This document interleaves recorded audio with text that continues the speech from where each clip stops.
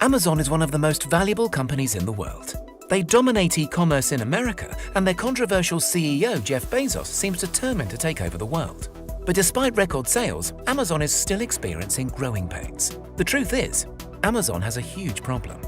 Amazon started as an online book merchant in 1994 before growing into the business behemoth we know today. It owns numerous companies including Whole Foods, Audible, IMDb, and more. But despite billions in annual sales, Amazon has a few skeletons in its closet. First, there's the glaring issue that was first uncovered by an investigative report from the New York Times. It turns out Amazon sells a shockingly high number of counterfeit items through its Prime and Amazon fulfillment programs. The advocacy group The Counterfeit Report has found around 58,000 knockoff products for sale on Amazon since May 2016. While that's a small sliver of the approximate 560 million products available on the site, it's still troubling. How do you know if you're getting the actual product that you want? Apparently, two people buying the same item from the same seller can get vastly different results, with one person getting an authentic item and the other getting a knockoff. Many brands, like the shoe manufacturer Birkenstock, have cut ties with Amazon altogether. Apple filed a lawsuit against Amazon to stop unauthorized sellers from hawking items identified on the site as authentic Apple products when they were in fact fake.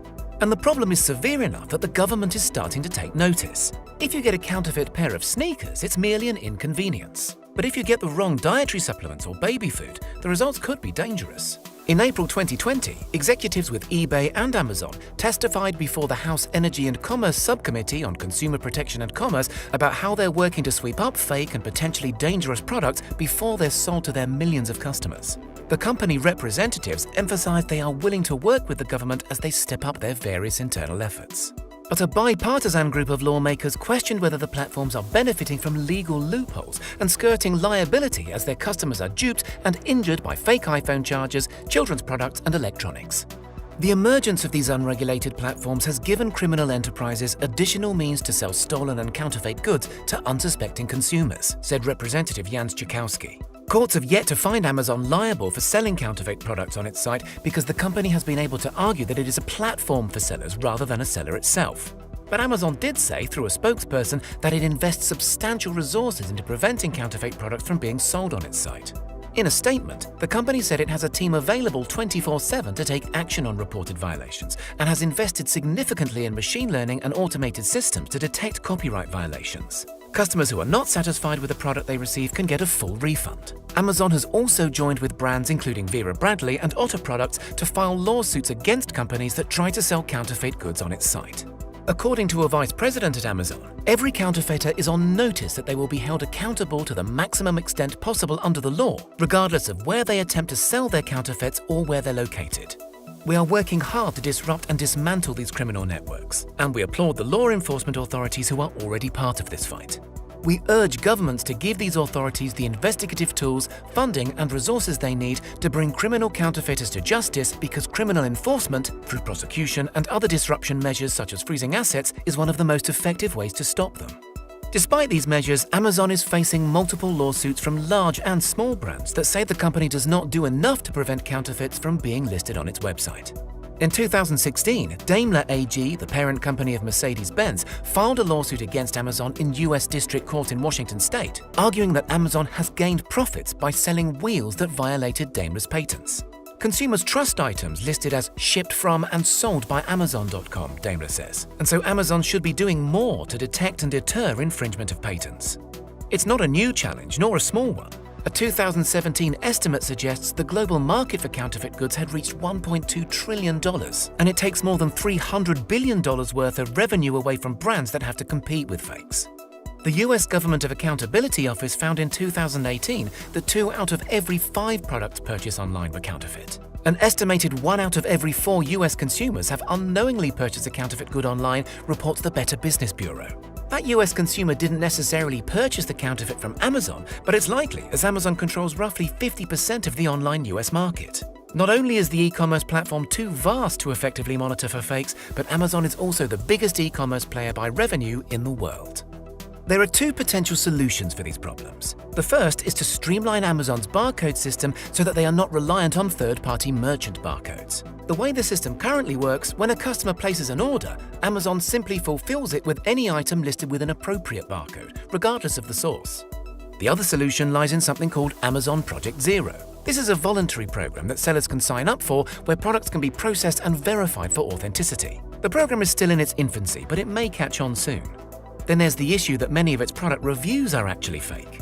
Amazon watchdog Review Meta suggests around 9% of all Amazon reviews could be written by people who were paid to write a review and did not actually use the product. The Washington Post recently found that in some categories like Bluetooth speakers, more than half of all customer reviews are likely fake.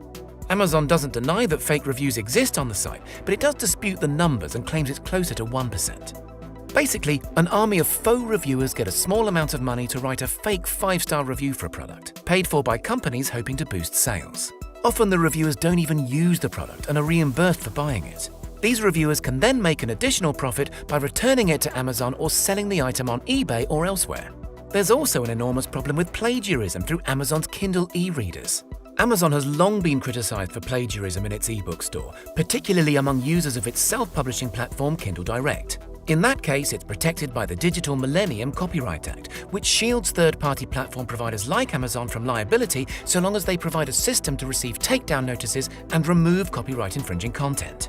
The Atlantic published a feature on the plagiarism problem in 2016, citing instances in which popular works of fiction were tweaked, renamed, and uploaded as original on Kindle Direct, and pointing out that Amazon keeps its portion of any sales that happen before a customer or author complains.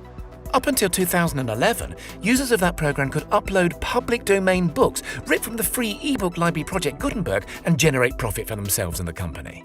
In 2012, Gawker published a report on hundreds and thousands of books that were just compilations of Wikipedia articles. But these issues pale in comparison to the human rights abuses which allegedly go on in Amazon fulfillment centers.